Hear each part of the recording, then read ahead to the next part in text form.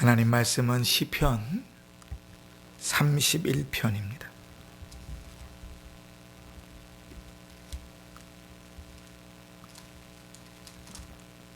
시편 31편 23절 한 절 말씀입니다. 823쪽 구약성경 823쪽 예배 전에 다 찾으신 줄 믿고 우리 함께 봉독합니다. 시작. 너희 모든 성도들아 여호와를 사랑하라. 여호와께서 진실한 자를 보호하시고 교만하게 행하는 자에게 엄중히 갚으시느니라. 아멘.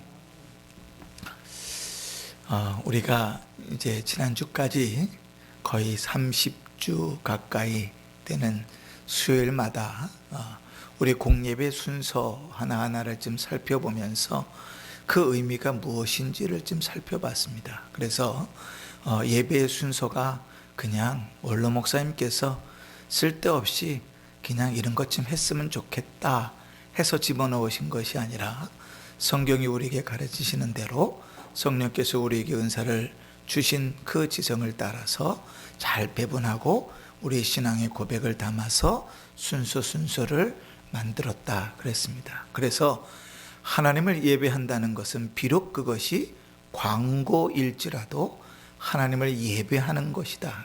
그치? 그래서 예배드리는 시작, 예배의 부름에서부터 시작해서 우리는 이제 그 전에 준비부터 살펴봤지만 준비에서부터 시작해서 축도할 때까지 한순간도 하나님 앞에서 마음을 놓고 경거망동하는 일이 없어야 된다 그랬습니다. 왜냐하면 그것이 우리가 보기에는 별 볼 일 없는 광고와 같은 요소일지라도 하나님 앞에 예배하는 요소이기 때문에 순서가 다 귀하다 그랬습니다.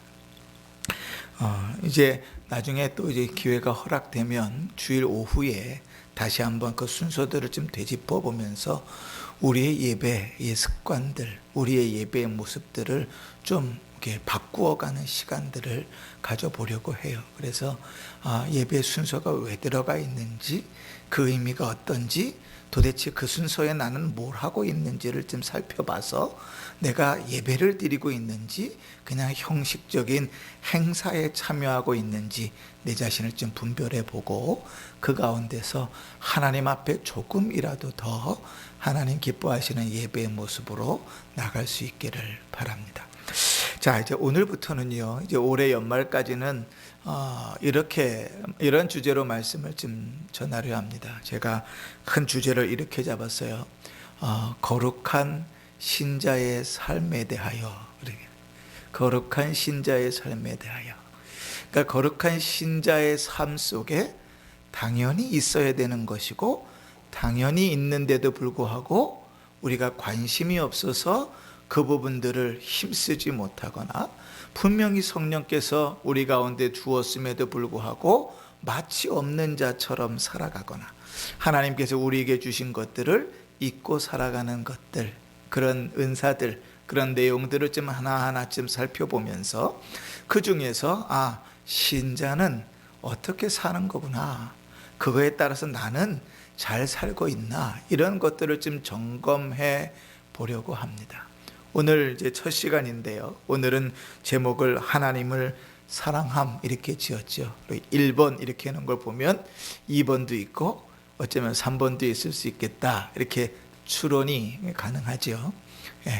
그래서 이제 몇 주 동안 짧게는 다음 주, 길게는 한 다다음 주까지 하나님을 사랑하는 것이 내 안에 있는가를 좀 확인해 보면서 우리가 왜 하나님을 뜨겁게 사랑하지 못하는지, 우리 신앙에 도대체 뭐가 문제인지 이런 것들을 좀 점검해 보고 우리 신앙의 삶들을 힘써 나갈 수 있으면 좋겠습니다. 자, 여러분, 우리가 구원받았다 이렇게 얘기할 때, 구원받았습니까? 예, 나 구원받았습니다. 그럴 때 구원받은 신자에게 일어난 변화를 적어보라고 이야기하면 아마 하루 종일 적어도 모자랄 정도로 적을 일들이 많을 거예요. 예를 들면 이런 거죠. 구원받은 자는 영원한 사망에서 영원한 생명으로 옮겨진 자지요. 그 신분이 변화됐잖아요. 죄인에서 하나님의 자녀가 되었죠. 하나님께서 하나님의 자녀의 기도를 들으시지요. 뭐 이런 것들, 그 신자이기 때문에, 그리스도께서 우리를 구원하시기 때문에 우리에게 주어진 변화, 우리에게 주어진 특권들을 적으라고 하면 아마 한없이 적어 나갈 수 있을 거예요. 오늘은 그 중에서 뭐 얘기하기를 원하냐면 사랑 얘기를 좀 하려고 합니다. 특별히 어떤 사랑인가? 신자가 하나님을 사랑하는 것에 대해서 좀 말씀을 나눠보려고 해요. 여러분, 우리는요 죄인이다 그럴 때 로마서는 이렇게 우리를 표현합니다. 우리를 진노의 자녀다 이렇게 표현해요. 진노의 자녀라는 말을 조금 쉽게 풀면 하나님의 진노를 받는 대상이다 그럽니다. 진노라는 말은 윗사람이 아랫사람을 향하여 대단히 화를 내고 분을 내는 것을 진노라 그러죠. 아랫사람이 윗사람을 향하여 진노한다고 말하지 않아요. 그렇죠? 윗사람이 아랫사람을 향하여 진노한다고 얘기합니다. 이 자식이 아빠를 향하여 진노하네? 이런 표현은 쓰지 않는데 아버지가 아들을 향하여 진노하셨다는 표현은 쓰지요. 위에 사람이 아랫사람을 향하여 쓰는 화내는 분냄의 극치의 표현이 진노입니다. 그러니까 우리는요 죄로 인해서 하나님의 진노를 받은 사람들입니다. 그러니까 하나님의 진노를 받은 사람들의 특징이 뭔가 우리 한번 찾아볼까요? 오늘 그 성경을 인덱스해 놓으시고 로마서 1장을 한번 보십시다. 로마서 1장, 저 신약 성경으로 넘어가면 마태, 마가, 누가, 요한, 사도, 로마, 5번째 책이지요. 로마서 1장, 신약 성경으로 하면 240쪽입니다. 로마서 1장 21절, 신약 성경 240쪽 전후에 있습니다. 로마서 1장 21절 23절까지 제가 읽습니다. 하나님을 알되 하나님을 영화롭게도 아니하며 감사하지도 아니하고 오히려 그의 생각이 허망하여지며 미련한 마음이 어두워졌나니 스스로 지혜 있다 하나 어리석게 되어 썩어지지 않은 하나님의 형상을 썩어질 사람과 새와 짐승과 기어다니는 동물 모양의 우상으로 바꾸었느니라. 아멘. 우리 속에 진노의 대상은요 하나님을 찾을 능력도 없고 또 하나님을 찾으려 하지도 않습니다. 그래서 하나님을 알지 못하는 자, 구원받지 못한 사람들은 하나님께서 하나님의 형상으로 사람을 만드셨기 때문에 그 안에 하나님을 알 만한 뭔가는 있어도 그게 하나님이신지를 절대로 스스로 알아갈 수가 없어요. 그래서 그 뭔가는 있는데 그 대상이 누군지 모르니까 그 초월적인 신에 대한 대상들을 오늘 성경에 있는 표현대로 썩어질 형상과 새와 짐승과 기어다니는 동물의 우상을 만들어 놓고 마치 그것이 하나님인 것처럼 섬기는 거죠. 그게 이제 하나님의 진노를 입은 자입니다. 그러면 그런 사람이, 그런 진노의 자녀가 하나님을 사랑할 수 있는가? 없지요. 없습니다. 조금 더 내려가시면 28절 보실래요? 로마서 1장 28절에 보면 또한 그들이 마음에 하나님 두기를 싫어하며 하나님께서 그들을 그 상실한 마음대로 내버려 두사 합당하지 못한 일을 하게 하셨으니, 그 마음에 하나님 두기를 싫어한다고요. 하나님을 사랑한다는 것은 하나님을 찾게 되는 것이죠. 그죠? 사랑하는데 절대로 보지 않는다. 그런 일 없죠. 그죠? 우리가 너무나 잘 아는 드라마에 많이 등장하는 말 중에 사랑하기 때문에 헤어지는 거야, 이런 이상한 소리 있잖아요. 그죠? 그게 그냥 들어도 우리는 이상한 소리라고 들리잖아요. 하나님을 사랑하는 자는 그를 찾고 그에게 나가게 되어져 있지 그 마음속에 하나님 두기를 싫어하지 않는단 말이죠. 조금 더 내려가서 32절 보시면 그들이 이 같은 일을 행하는 자는 사형에 해당된다고 하나님의 정하심을 알고도 자기들만 행할 뿐 아니라 또한 그런 일을 행하는 자를 옳다 하느니라. 로마서 1장 32절입니다. 그 사람의 모습은 그 속에 하나님을 사랑하거나 하나님을 사랑할 만한 어떤 근거를 둘 수 없어요. 진노의 자녀입니다. 죄악 가운데 있는 자입니다.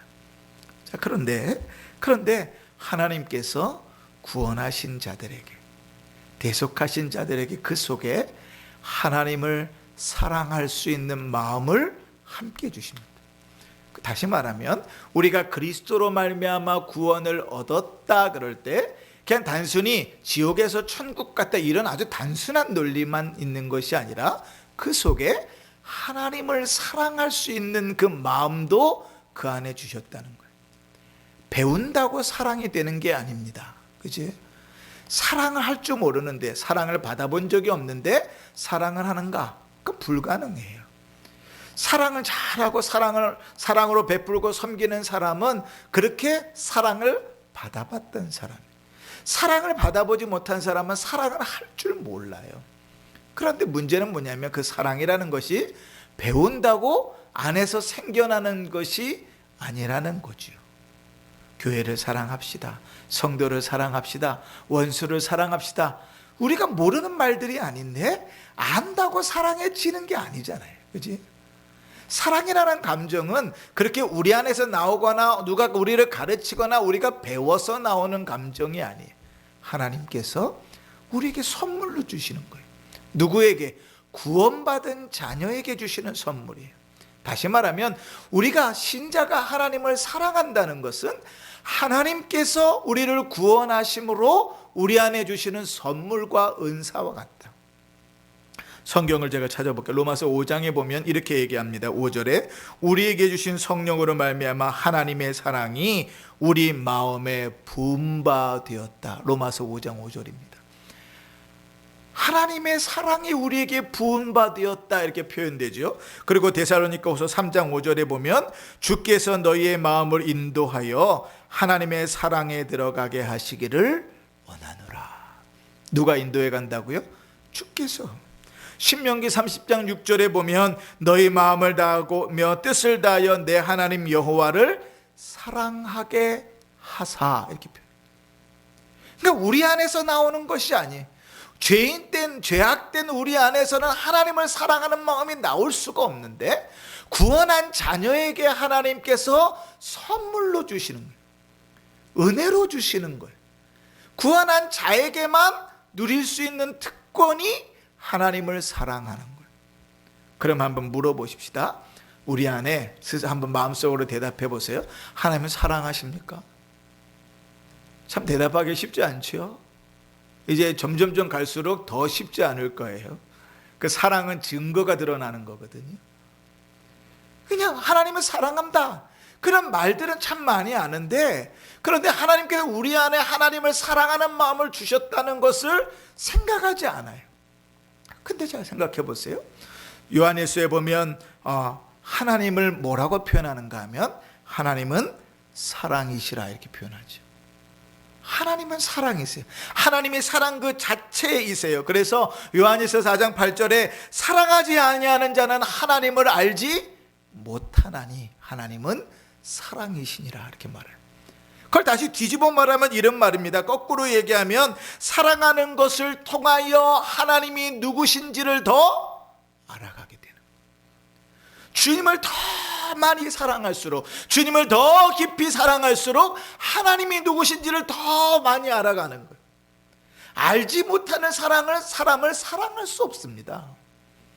그렇잖아요. 자, 저기 은광교회에 모 할머니가 계세요. 그 할머니를 우리가 좀 사랑합시다. 얼굴을 본 적도 없고 이름도 모르고 그냥 은광교회는 알겠는데 모 할머니 그를 어떻게 사랑하는가 모르는 대상은 사랑할 수 없어요. 그런데 알아가면 알아갈수록 그 사랑이 깊어져 가서 심지어는 미워하더라도 사랑하게 되는 거죠. 사랑의 반대말이 미움이 아니라는 것은 다 아시지요? 사랑의 반대말은 미움이 아닙니다. 미움은 사랑의 한 종류지요. 사랑의 반대말은 무관심입니다. 사랑하지 않는다는 것은 아예 그에게 관심을 두지 않는 거예요. 그를 알아가지 않는 거예요. 반대로 사랑한다는 것은 하나님을 더 알아가게 만든다는 것이죠. 근데 그 사랑이신 하나님께서 먼저 우리를 사랑하셨다고요. 요한일서 4장 19절에 우리가 사랑하면 그가 먼저 우리를 사랑하셨습니다. 하나님께서 우리를 사랑하셔서 택하시고 우리를 구원하시고 사랑이신 하나님께서 우리 안에 그 사랑을 주심으로 우리가 하나님을 사랑할 수 있는 근거를 만드셨다고요. 그리고 서로 사랑하면서 알아가도록 만드셨죠. 요한일서 4장 16절에 사랑 안에 거하는 자는 하나님 안에 거하고 하나님도 그의 안에 거하느니라. 그렇지? 그래서 오늘 우리가 읽은 시편 34편 23절에 보면 너희 모든 성도들아 여호와를 사랑하라.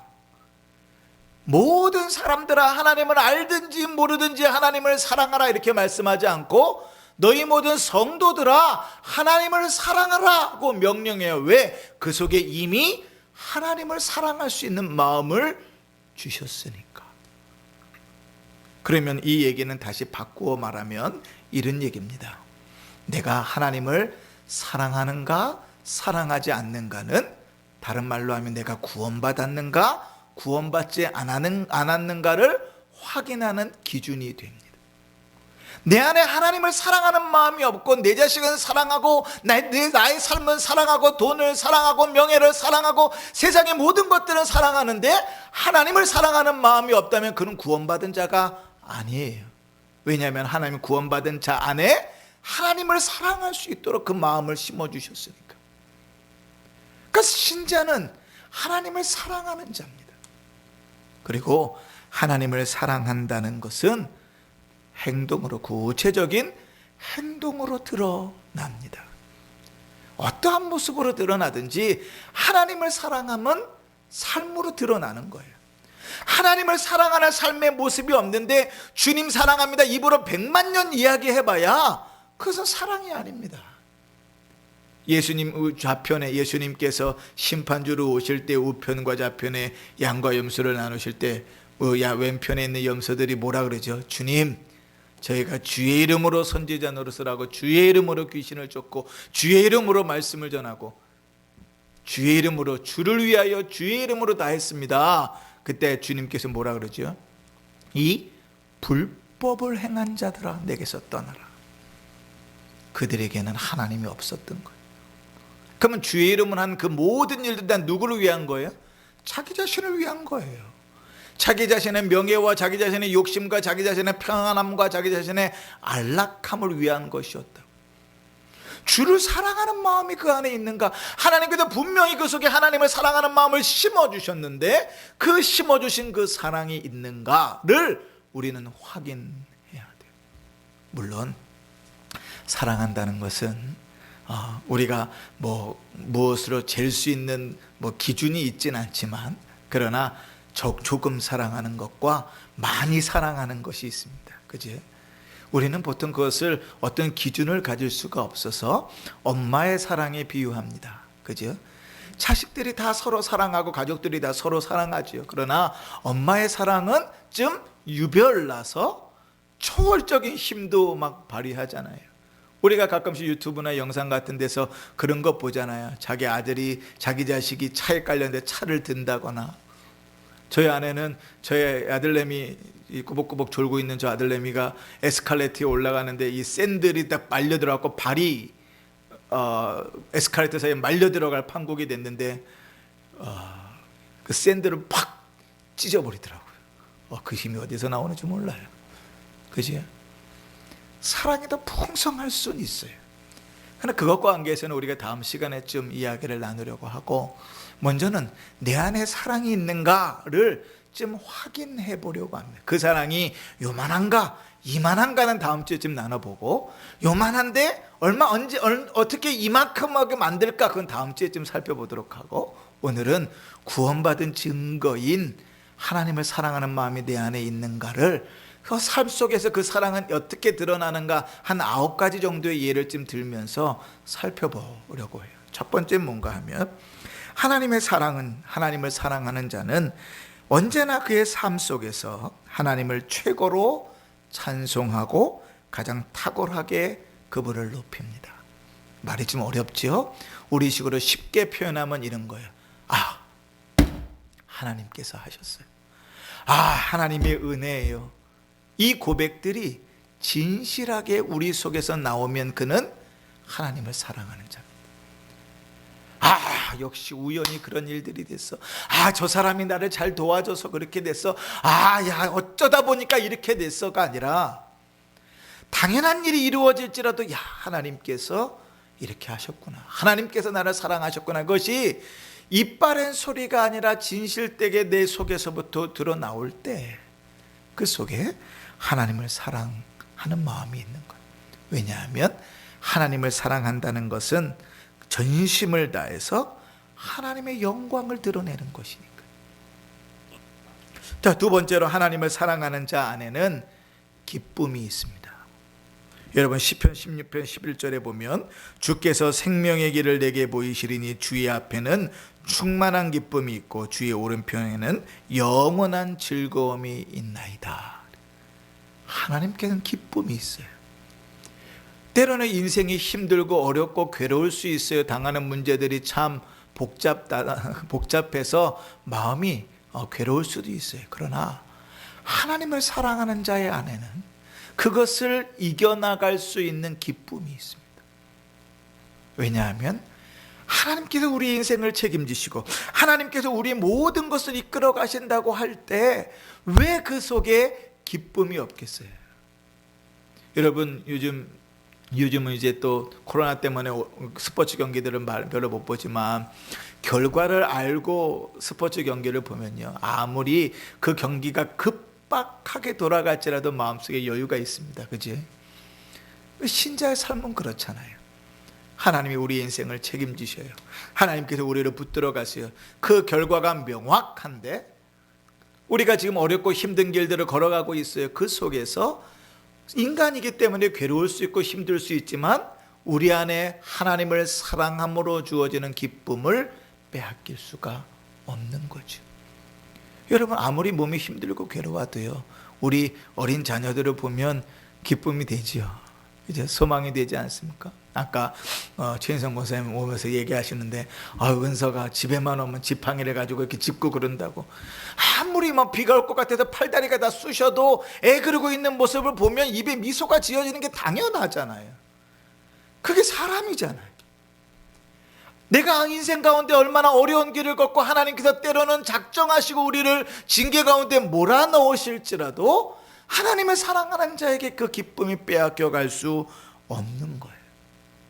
하나님과 성도의 사랑을 남녀의 사랑으로 잘 비유한 아가서의 말씀에 보면 그 사랑을 이렇게 표현합니다. 남자들 중에 나의 사랑하는 자를 숲풀 가운데 사과나무 같구나. 내가 그 그늘에 앉아서 심히 기뻐하였고 그 열매는 내 입술에 달았도다. 그가 나를 인도하여 잔치집에 들어갔으니 그 사랑은 내 위에 깃발이로다. 시편 104편에 이렇게 말합니다. 나의 기도를 기쁘게 여기시리니 바라나니 나는 여호와로 말미암아 즐거워하리로다. 하나님을 사랑하는 자에게 기쁨이 있습니다. 평강이 있죠. 세 번째로 하나님을 사랑하는 자에게 하나님을 경외함이 있습니다. 이 부분을 저는 참 예배와 관계에서 많이 강조하잖아요. 주님 사랑합니다. 근데 우리가 삶을 살다 보면 사랑하기 때문에, 친하기 때문에 막대하게 되는 경우가 있어요. 특히 이제 친구들 관계에서 보면 친하니까 막대하게 되는 경우들이 있거든요. 그런데 그것은 대단히 큰 오해입니다. 사랑하면, 친하면 늘 예의를 갖춥니다. 그게 그 사랑과 친함의 합당한 표현이에요. 내가 하나님을 사랑하니까 내 마음대로 해도 돼? 아니요, 천만에 성경은 우리에게 그렇게 가르쳐 본 적이 없습니다. 하나님을 사랑하는 자에게 늘 그에 합당한 예의를 갖추거든요. 우리가 너무나 잘 아는 고린도전서 13장에 사랑장이라 얘기할 때 사랑은 무례히 행치 아니하고, 이게 사랑의 속성이라고요. 근데 우리는 하나님을 사랑한다고 하면서 되게 무례하게 하나님 앞에 행해요.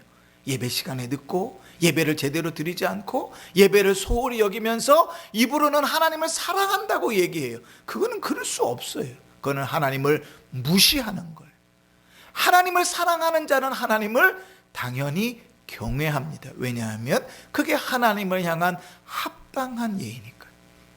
사람이 사람을 무시하는가, 사람이 친해서 그런 행동을 하는가는 뭐를 보면 아냐면, 우리는 늘 친하기 때문에 그래 라고 얘기하지만, 그것이 무시하는 것인지 친한 것인지를 구별할 수 있는 한 가지 기준은 그에 대한 합당한 예의를 갖추고 있는가 하는 것을 보면 합니다.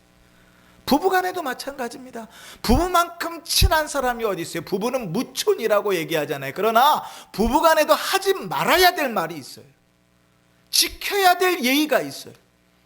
부모 자식 간에도 얼마나 친해요. 부모 자식 간의 그 관계들이 일촌이나 할지라도 부모 자식 간의 관계가 친하지만 그럼에도 불구하고 마땅히 지켜야 될 예의가 있어요.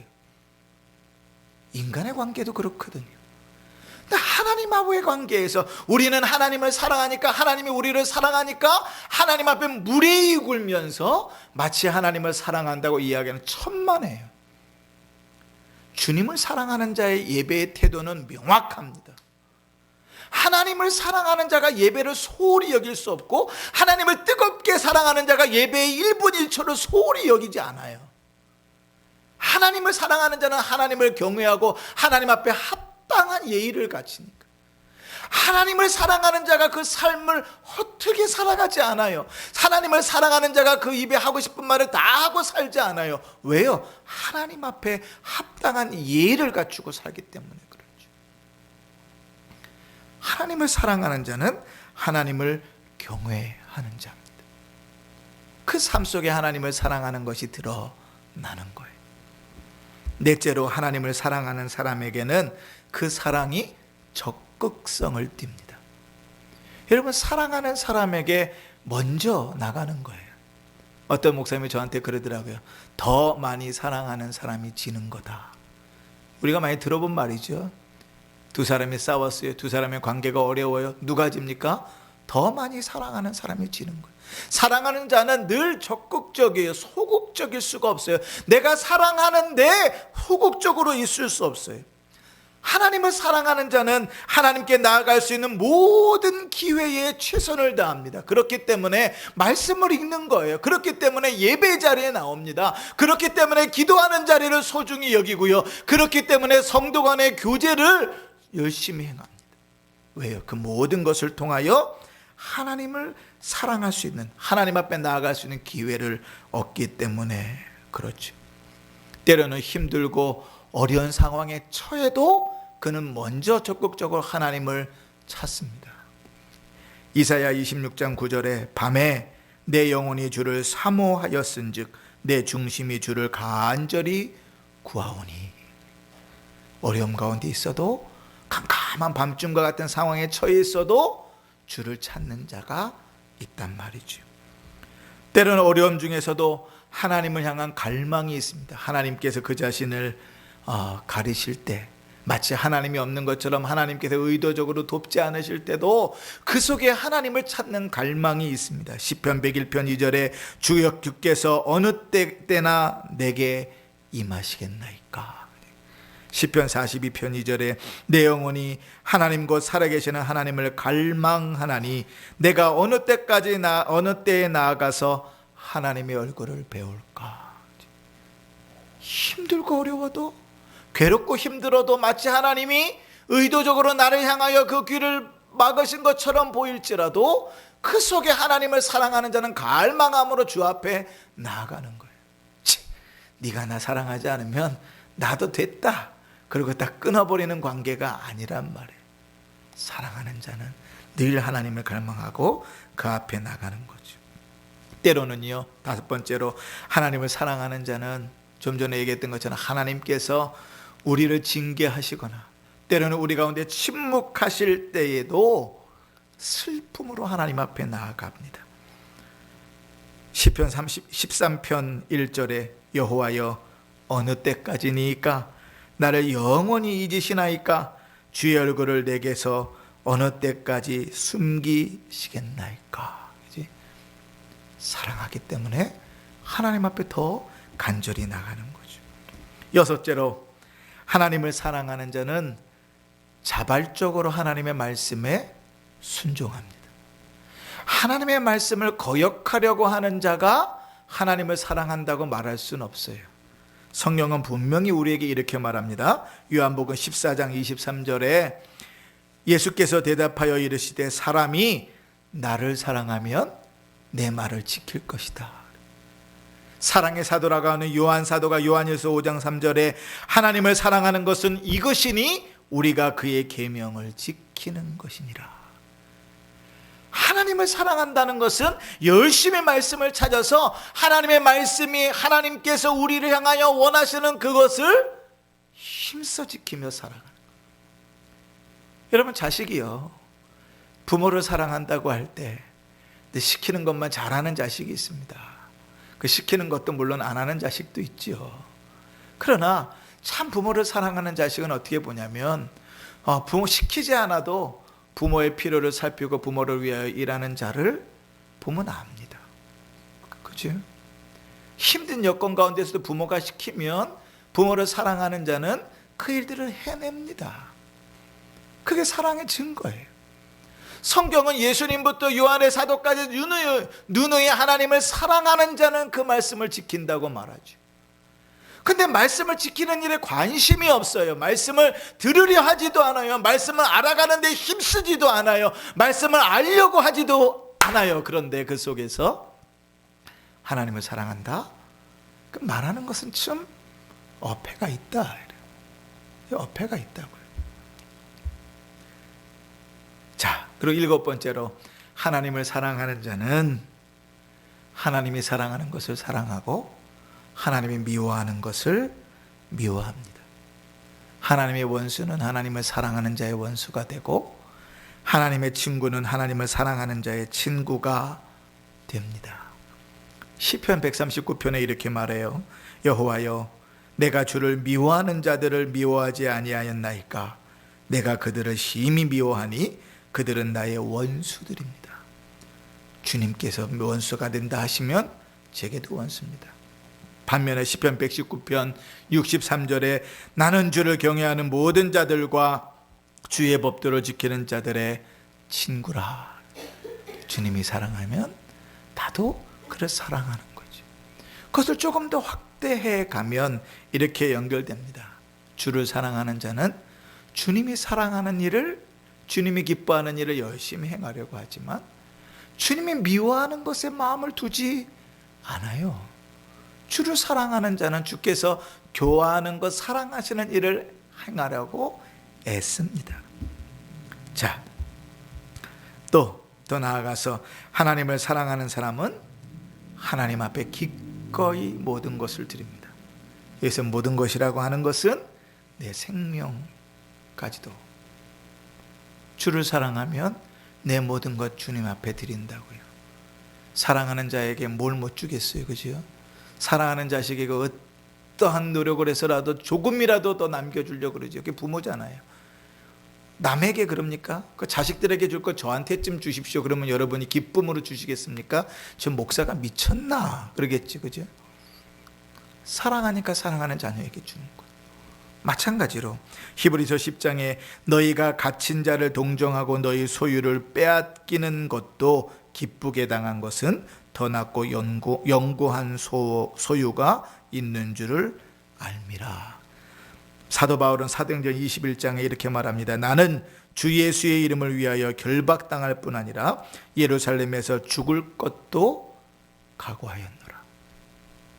아멘. 사랑하는 자는 그 삶의 목숨까지라도 그가 가진 그 모든 것을 주를 위하여 기꺼이 드리는 자죠. 마지막 9번째, 하나님을 사랑하는 사람은 하나님과 친밀하고도 온유한 연합으로 만족한다. 이게 아주 우리에게서 참 큰 숙제죠. 내가 예수를 믿는 것만으로 다 만족할 것인가? 박영선 목사님이 하나님의 설복이라는 책에서 이런 질문을 하셨어요. 시험은 볼 때마다 대학에 다 떨어지고 자식들이 하는 일마다 안 되고 집은 너무나 힘들어가고 일어설 수도 없는 움막에서 살아가고 하는 일마다 괴롭고 힘든데 예수 믿어 구원받은 것만으로 감사할 수 있는가? 그는 구원받은 자다. 구원받은 것 자체가 무엇인지를 이해하지 못하는 자들은 이 세상에서 얻는 것과 비교해서 그것을 얻어지지 않으면 구원도 쉽게 내버려 버리는 거예요. 하나님과 연합이라는 것은 하나님으로부터 내가 진노의 자녀에서 하나님의 자녀가 되었다는 것인데, 그것만으로 내 인생이 이 세상에서 가장 불쌍한 인생으로 살아갈지라도 복되다는 사실을 모르는 거죠. 돈 많이 벌면 뭐예요? 자식 많이 낳으면 뭐예요? 좋은 집에 살면 뭐예요? 그가 하나님의 진노의 자녀라면 그것은 아무것도 쓸모없는 것을, 그죠? 그 진정한 복이 무엇인지를 모르는 것이죠. 빌립보서 1장 23절에 차라리 세상을 떠나서 그리스도와 함께 있는 것이 훨씬 더 좋은 일이라. 하나님 한 분이면 족한 것이죠. 그러면 여러분, 반대로 이제 우리가 하나님을 사랑하는 사람들의 이러한 행동들을 보인다 그랬으니까 9가지를 얘기했지요. 다 기억하기 어려우시겠지만 나중에 영상 돌려서 또 보십시오. 그러면 하나님을 사랑하지 않는다는 표시는 뭡니까? 이러한 흔적이 내 삶에 없는 거예요. 하나님을 경외하는 마음이 내 삶에 없어요. 하나님이 우습지요. 그죠? 이 세상의 것이 더 좋아요. 행복하지요. 때로는 세상을 사랑해요. 하나님보다 세상이 더 좋아요. 또 때로는 여전히 자기를 사랑하면 자기를 아끼는 것이 하나님을 사랑하는 것보다 더하지요. 그런 일들 속에서 아하, 우리가 구원받았는가 하는 것들을 다시 한번 확인할 수 있게 되는 것입니다. 자, 그런데 이제 여기서 이런 질문들이 하나 또 던져져요. 하나님을 사랑하는 것 같은데, 그죠? 늘 모든 일에 하나님의 영광을 주님이 하셨습니다. 그렇게 이야기하진 않아도 그래도 한 10번, 20번 중에 한 번 정도는 정말 진정으로 내 속에서 하나님께서 하셨다고 이야기할 때도 있는데, 그죠? 그럼 난 구원 안 받은 것인가? 이럴 때 있잖아요. 내 안에 늘 기쁨이 있는 건 아닌데, 그런데 그렇다고 어떤 때는 내 안에 힘들고 괴롭고 다리가 막 쑤시는 가운데도 하나님은 인해 기뻐할 때가 있는데, 그럼 난 구원받은 게 아닌가? 하나님 앞에 되게 무례하게 행해요. 예배 자리에 나오면 참 무례해요. 하나님을 경외함이 없어요. 그런데 내 본심은 그런 게 아닌데 나는 안 그러려고 그러는 건데 그게 참 잘 안 돼요. 그럴 때 그럼 나는 구원받은 것이 아닌가? 이렇게 물을 수 있잖아요. 그죠? 그럴 때 우리는 이렇게 생각할 수 있습니다. 하나님께서 그 속에 하나님을 사랑하는 마음을 주셨지만 그 신앙이 게을러서, 그 신앙이 연약해서 하나님을 사랑하려 하지 않기 때문에 그 신앙이 계속 퇴보하는 거예요. 영적인 게으름이 우리를 하나님을 사랑하지 못하도록 만들고 하나님을 더 사랑하지 못하도록 만듭니다. 그럼 어떻게 하나님을 더 사랑해야 될까요? 그건 다음 시간에 우리 지금 말씀 나누면서 어떻게 하나님을 더 뜨겁게 사랑하는 삶을 살 수 있을까 좀 생각해 보려고 합니다. 오늘 말씀 가운데서 한 가지를 꼭 기억하십시다. 하나님을 사랑하는 마음을 신자의 마음 속에 하나님의 선물로 주셨다. 신자가 아니고는 하나님을 사랑할 수 없고 구원받은 자가 아니고는 하나님을 사랑할 마음을 먹을 수가 없다. 그리고 그 사랑은 삶으로 드러나는 것이다. 우리 안에 그런 증거가 있는가 확인해 볼 수 있기를 바라고, 우리 안에 그러한 증거를 발견한다면 감사할 수 있기를 바랍니다. 그러한 증거들이 발견됐는데 미비하다면 우리가 다음 시간에 말씀을 통하여 더욱 뜨겁게 하나님을 사랑할 수 있도록 우리의 영적인 게으름들을 내버려 버리고 부지런히 주를 사랑할 수 있도록 힘쓸 수 있기를 바랍니다. 우리 함께 기도하십시다.